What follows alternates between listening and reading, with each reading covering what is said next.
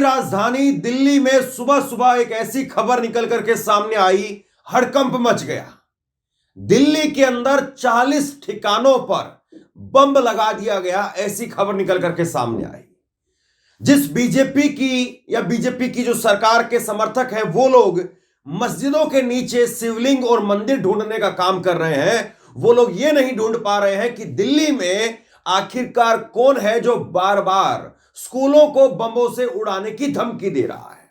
दिल्ली में जैसे ही खबर सामने आई, अफरा तफरी का माहौल था, हड़कंप मच गया और हर कोई इस बात को लेकर के दिल्ली में चिंता व्यक्त कर रहा है। दिल्ली में इस बात को लेकर के चिंतित है कि आखिरकार हमारे बच्चे सुरक्षित नहीं है, हमारे बच्चे स्कूल के अंदर भी सुरक्षित नहीं है और स्कूलों को बम से उड़ाने की धमकी दी जा रही है। तस्वीर आपकी स्क्रीन पर देखिए, और यह कोई पहली बार नहीं है जब स्कूलों को उड़ाने की धमकी दी गई है। कुछ समय पहले इसी तरह से स्कूलों को उड़ाने की धमकी दी गई थी, लेकिन जरा गौर से देखिए, उस धमकी के बाद से और अब तक वो कहां से ईमेल आया था, उसको लेकर के कौन कौन पकड़ा गया है, बहुत पुख्ता तौर पर कोई जानकारी हमारे सामने नहीं है। आप बताइए, देश की राजधानी के अंदर स्कूलों को उड़ाने की, बमों से उड़ाने की धमकी दी जा रही है।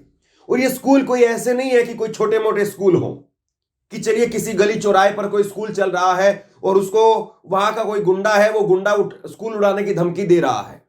ये दिल्ली के नामी गिरामी स्कूल हैं, जिनमें लाखों लाखों रुपए फीस दे करके मां बाप अपने बच्चों को पढ़ाने के लिए अपनी इच्छाओं का दमन करते हैं, अपनी इच्छाओं को कुचल करके लाखों रुपए की फीस भर करके दिल्ली के नामी गिरामी स्कूल, उन स्कूलों के अंदर अपने बच्चों को भेजते हैं और वहां पर भी बच्चे सुरक्षित नहीं हैं। और दिल्ली की कानून व्यवस्था की जिम्मेदारी वो अमित शाह के अंडर आती है। और अमित शाह का ट्विटर हैंडल, जब मैंने इस खबर के बाद में जाकर के खंगाला, वहां पर कुछ नहीं था। इस खबर को लेकर के अमित शाह के हैंडल पर कुछ नहीं था, बीजेपी के हैंडल पर भी इस खबर को लेकर के कुछ नहीं था। बीजेपी दिल्ली का जो हैंडल है, वो दिल्ली के अंदर रोहिंग्या ढूंढ रही है, रोहिंग्या का उसके लिए बड़ा मुद्दा है। लेकिन दिल्ली के अंदर स्कूलों में अगर बमों की अफवाह फैलती है, मैं अफवाह कह रहा हूं, और हम लोग उम्मीद करेंगे कि ये सिर्फ अफवाह हो, ये सच्चाई ना हो, लेकिन दिल्ली में इस वक्त में जब मैं खबर कर रहा हूं, तकरीबन सारे स्कूलों की छुट्टी कर दी गई है, या कम से कम उन सारे स्कूलों की जरूर छुट्टी कर दी गई है जहां पर यह धमकी भरे ईमेल आए। रात को 11:30 बजे ईमेल आते हैं। सबसे बड़ी बात तो यह है कि रात को 11:30 बजे ईमेल आया, और दिल्ली का इंटेलिजेंस आप देखिए किस तरीके से काम कर रहा है। 11:30 बजे ईमेल आने के बावजूद दिल्ली पुलिस या दिल्ली का जो लोकल इंटेलिजेंस है, वो इस बात की सूचना स्कूलों को नहीं दे पाया, और बच्चे स्कूलों के अंदर चले गए। और स्कूलों में जाने के बाद में पता चला कि साहब धमकी भरा ईमेल आया है, और उसके बाद में फोन आने लगे पेरेंट्स के पास में कि आप अपने बच्चों को वापस लेकर के चले जाइए। सोचिए कितना दुखदाई है ये। मां बाप जो है वो अपने बच्चों को स्कूल भेज करके निश्चिंत हो जाते हैं कि चलिए बच्चा शाम को 3 बजे आएगा, दोपहर बाद में आएगा, और तुरंत बच्चे का फोन बजने लगे, एकदम दुख दुख होने लगती है। कितने बच्चे जो है वो ऐसे हैं जो स्कूल के अंदर इस बात को लेकर के टेंशन में आ जाते हैं। जब बच्चे स्कूलों से निकलने लगे तो किसी को कहा गया कि पोल्यूशन की वजह से स्कूल आज बंद किया जा रहा है, किसी को कहा गया कि सर्दी बहुत ज्यादा है इसलिए स्कूल बंद किया जा रहा है। छोटे बच्चों को आप अगर ये बताएंगे कि स्कूल के अंदर बम है, तो सोचिए क्या माहौल होगा। लेकिन दिल्ली में ये सोचने का काम जिसके पास में है, उसके पास में क्या काम है, और वो क्या काम कर रहे हैं। अमित शाह का ये ट्विटर हैंडल आप देखिए।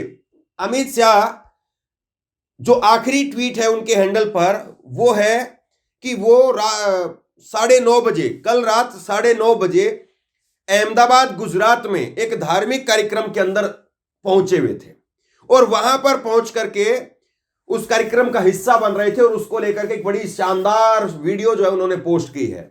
लेकिन इस खबर को लेकर के उनके हैंडल पर कोई जानकारी नहीं है, अभी जब ये वीडियो मैं रिकॉर्ड कर रहा हूं। दिल्ली बीजेपी का ट्विटर हैंडल आप देखिए। दिल्ली बीजेपी का ट्विटर हैंडल जो लास्ट सबसे लेटेस्ट, जब मैं इस खबर को कर रहा हूं तब मैं देख रहा हूं तो रोहिंग्या को लेकर के ट्वीट किया जा रहा है कि भाजपा जो है वो मुद्दा बना रही इस बात को कि अवैध रोहिंग्या वो घुस गए, और उस चीज को जो है अरविंद केजरीवाल के साथ में जोड़ करके दिखा रही है। तो सबसे पहली बात तो यही है कि अगर रोहिंग्या दिल्ली के अंदर आते भी हैं तो आसमान से उड़ करके नहीं आते हैं, आसमान से नहीं गिरते हैं। अगर वो हवाई जहाज से आते हैं और हवाई जहाज से निकल करके फिर वो दिल्ली के अंदर बस जाते हैं, तो भी हवाई जहाज से निकलने वाले या अवैध रूप से आने वाले लोगों को रोकने की जिम्मेदारी केंद्र सरकार की है, किसी भी राज्य सरकार की नहीं है, पहली बात। दूसरी बात, अगर वो सड़क के रास्ते से आते हैं तो बांग्लादेश से अगर वो आते हैं तो फिर पश्चिम बंगाल की सरकार, बिहार की सरकार, उत्तर प्रदेश की सरकार, कितनी सरकारें लगती हैं। हजारों किलोमीटर का सफर तय करके कोई आदमी दिल्ली में आकर के बस गया तो दिल्ली का मुख्यमंत्री उसके लिए जिम्मेदार है। रोहिंग्या को लेकर के मुद्दा बनाया जा रहा है, लेकिन अपने बच्चे, हमारे बच्चे, उनको लेकर के मुद्दा नहीं है। मस्जिदों के नीचे मंदिर है, शिवलिंग है, ये ढूंढने की कवायद लगातार चल रही है, लेकिन ये स्कूलों को जो बम की धमकी भेज रहा है इस पर कोई खबर नहीं है। और इसी को लेकर के अरविंद केजरीवाल ने ट्वीट किया। अरविंद केजरीवाल ट्वीट करते हैं और अरविंद केजरीवाल की तरफ से ट्वीट करके कहा गया कि दिल्ली वालों ने दिल्ली में कानून व्यवस्था की इतनी बुरी हालत पहले कभी नहीं देखी। अमित शाह जी को आकर दिल्ली वालों को जवाब देना चाहिए। दिल्ली की मुख्यमंत्री आतिशी, उनकी तरफ से ट्वीट किया गया, दिल्ली में रोजमर्रा होने वाली फिरौती, हत्याओं, गोलाबारी की घटना के बाद अब स्कूलों को बम से उड़ाने की धमकियां मिल रही हैं। दिल्ली में लॉ एंड ऑर्डर की ऐसी बदहाल स्थिति, बदहाल हालत पहले कभी नहीं रही। भाजपा शासित केंद्र सरकार दिल्ली वालों को सुरक्षा देने के अपने इकलौते काम में फेल हो चुकी है। आम आदमी पार्टी की तरफ से ट्वीट किया गया इसको लेकर के, और आम आदमी पार्टी के ट्विटर हैंडल पर लिखा गया, दहशत में दिल्ली, मर्डर, लूटमार, गोलाबारी जैसी वारदातों के बाद में अब बदमाशों ने दिल्ली के स्कूलों को बमों से उड़ाने की धमकी दी है। दिल्ली का एक एक नागरिक इस खौफ में जी रहा है, लेकिन दिल्ली वालों की सुरक्षा के लिए जिम्मेदार गृह मंत्री अमित शाह कानून व्यवस्था पर बात करने तक राजी नहीं है। इसके बाद में संजय सिंह ट्वीट करके लिखते हैं, अमित शाह जी किस गहरी नींद में सो रहे हैं आप, जागिए, आपकी नाक के नीचे देश की राजधानी दिल्ली में स्कूलों में बच्चों को बमों से फोड़ने की धमकी दी जा रही है। तो लगातार इस तरह से जो है वो आम आदमी पार्टी की तरफ से प्रतिक्रियाएं निकल करके सामने आ रही है, और आम आदमी पार्टी इसको लेकर के अमित शाह को कटघरे में खड़ा कर रही है कि अमित शाह इसके लिए जिम्मेदार हैं। निश्चित तौर पर देश के गृह मंत्री की जिम्मेदारी है, और दिल्ली चूंकि एक केंद्र शासित प्रदेश है तो वहां पर तो सीधे तौर पर अमित शाह की जिम्मेदारी बन जाती है। अमित शाह की जिम्मेदारी है कि वो दिल्ली में हो रही ऐसी वारदात के बारे में जवाब दे। अभी मैंने दो खबर आपको हाल में बताई थी। एक सीआरपीएफ स्कूल रोहिणी के अंदर, उसकी स्कूल की दीवार के पास में बम फोड़ा गया, ये अभी हाल की खबर है। और उसके बाद में अभी जो है वो 10 दिन पहले, 15 दिन पहले एक और खबर निकल करके सामने आई। वसंत विहार के अंदर, प्रशांत विहार में, रोहिणी के प्रशांत विहार में, वहां पर एक और बम फोड़ा गया। ये दो बम फोड़े जा चुके हैं और दिल्ली में स्कूलों को बमों से फोड़ने की धमकी दी जा रही है। सोचिए किस तरीके से नेटवर्क पूरा काम कर रहा है, और इस नेटवर्क से क्या आपको, हमको चिंतित होना चाहिए या नहीं होना चाहिए। और नरेंद्र मोदी सबसे ज्यादा ढोल किस बात को लेकर के बजाते हैं? नरेंद्र मोदी सबसे ज्यादा ढोल बजाते हैं इस बात को लेकर के कि दिल्ली में कानून व्यवस्था उन्होंने बड़ी चाक चौबंद कर दी है, या देश में कानून व्यवस्था बड़ी चाक चौबंद कर दी है। लेकिन आप बताइए, ये चाक चौबंद व्यवस्था है जब दिल्ली के अंदर कुछ समय के अंतराल पर, करीब महीने, 1.5 महीने, 2 महीने के अंतराल पर 2 बम फोड़ दिए गए एक ही इलाके में। दोनों के बीच में सिर्फ 3 किलोमीटर का गैप था, और पहले वाला बम जो फोड़ा गया उसको लेकर के कोई पुख्ता तौर पर कार्रवाई हुई हो, या उसको लेकर के पुख्ता तौर पर दिल्ली पुलिस के हाथ में कुछ लगा हो, ऐसी कोई जानकारी नहीं है। जबकि उसके अंदर एनआईए शामिल था, उसके अंदर एंटी टेरर यूनिट एटीयू वो शामिल था, लेकिन तब भी हाथ खाली के खाली रहे।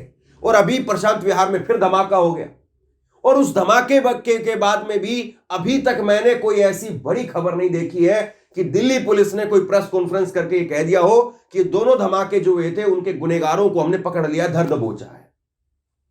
देश की राजधानी में आप सुरक्षा नहीं दे पा रहे हैं। आप बात करते हैं दूसरे देशों में हमने युद्ध रुकवा दिया, पापा ने वार रुकवा दी, इस तरह के कैंपेन चलाए जाते हैं, लेकिन देश की राजधानी में मोदी की नाक के नीचे अगर इतना सब कुछ हो रहा है तो इसके लिए सवाल किससे पूछा जाए, इसके लिए कटघरे में किसको खड़ा किया जाए। और मैं फिर कह रहा हूं इस बात को, जो पहले स्कूलों को उड़ाने की धमकी दी गई थी उसके बाद में फिर स्कूलों को उड़ाने की धमकी दी जा रही है। तो जो पहले वाली धमकी दी गई थी उसको लेकर के दिल्ली पुलिस के पास में कोई पुख्ता तौर पर खुलासा करने के लिए सामग्री नहीं थी। मतलब दिल्ली पुलिस उस पहले वाले धमाके के बारे में भी अभी तक बहुत कुछ जो है वो हासिल नहीं कर पाई, या दिल्ली पुलिस उन लोगों को, उन गुनहगारों को स्कूलों, उनको कटघरे में नहीं खड़ा कर पाई, उनको जेल की सलाखों के पीछे नहीं भिजवा पाई जिन्होंने पहले स्कूल उड़ाने की धमकी दी थी। अब कह दिया जाता है कि कोई हैकर है वहां बैठ करके ये कर रहा है, कोई जो है वो आदमी वहां पर बैठ करके काम कर रहा है, विदेश में बैठ करके काम कर रहा है। तो आप ये बताइए, रात को 11:30 बजे जब ये धमकी दी जा चुकी थी तो क्यों नहीं आपका इंटेलिजेंस जो है वो इस बारे में स्कूलों को पहले ही सजग करता। आज सुबह जब बच्चों को स्कूल में भेजा जा रहा था उसी वक्त में रोक लिया जाता, तो कम से कम जो पैनिक हुआ मां बाप के बीच में, बच्चों के बीच में, सोचिए कि बहुत सारे दिल्ली में ऐसे मकान है, ऐसे घर हैं जहां पर दोनों हस्बैंड वाइफ काम करने के लिए चले जाते हैं, उनके बच्चों को कौन संभालेगा?